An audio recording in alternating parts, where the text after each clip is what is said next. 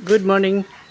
Update ko lang po yung Shinong Rice Mill Machine. Yung mga gusto pong mag-avail ng Shinong Rice Mill Machine, pwede po kayo tumawag po sa akin para ma-repair ko po kayo doon sa manager mismo para ma-contact agad natin.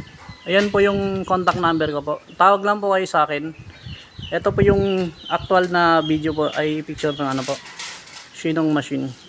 Ayan po. Ganyan po kaganda ang Shinong Rice Mill Machine. Made in South Korea po ito. Talagang maaasahan po itong ganitong mga machine. Nasubukan ko na po to, 15 sako na palay. Okay po yung recovery niya, mataas po recovery niya. Bali yung isang sakong palay po, na-try po namin. Yung 50 kilos po na palay, i-recovery po sa bigas, 32 kilos po. Tapos may ipa, yung ipa niya, tsaka yung darak, magkaiba rin po. Yung darak niya po, konting-konti lang po. Ayan po. Nasubukan din po namin dito sa hindi na ibilad na palay. Tsaka nabilad na palay. Yung kinalabasan po ng bigas niya, para magkaparehas lang po. Parang walang pinagkaiba. Pero ang maganda po talaga, na ibilad yung palay. Ayan po. Naiiwasan po kasi pag na madurog yung mga bigas kapag nabilad talaga. Ayan po yung setup ko po. Set A po yung kinuha kong machine. Bali ano na po, naka-customize na po. Wala na po siyang elevator. May elevator po sana siya dyan. Ito po kaya po mataas yan kasi naka-customize na po yan.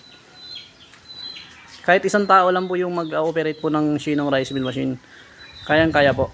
Lalo na po baka may elevator yung set A. Yan po. Goods na goods po itong ano, ganitong Shinong Rice Mill Machine. Ako lang po nag-ooperate po nito. Hinahanda ko po to para sa tag-anihan. At plano po namin mamili kami ng palay para pang sarili lang. Pwede rin po ito magpagiling. Pag may papagiling po sa amin, tatanggapin pa rin po namin. Ayan lang po yung itsura po niya. Maliit lang po.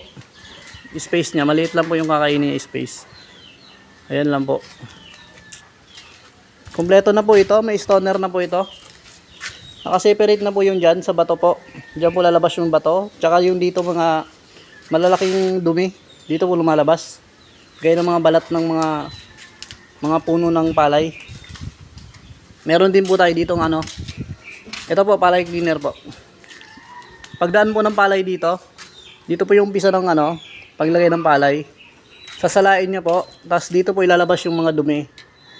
Kapag may nakalusot po na dumi dito, doon po ilalabas, kabila. Pero konti lang po yung nakakalusot dyan. Ito po. Ayan po yung dito lang, Philippine made lang po ito. Yung palay cleaner po nila. Doon din po binili namin. Tapos ito po, South Korea made. Ito po yung contact number ko po. I-save nyo lang po, i-screenshot nyo lang po.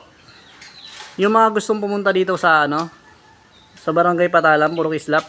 Gusto nyo po makita yung personal yung ano, Shinong Rice Mill Machine. Punta lang po kayo dito. Tawagan nyo lang po ako, sir. Sir, ma'am. Available po araw-araw.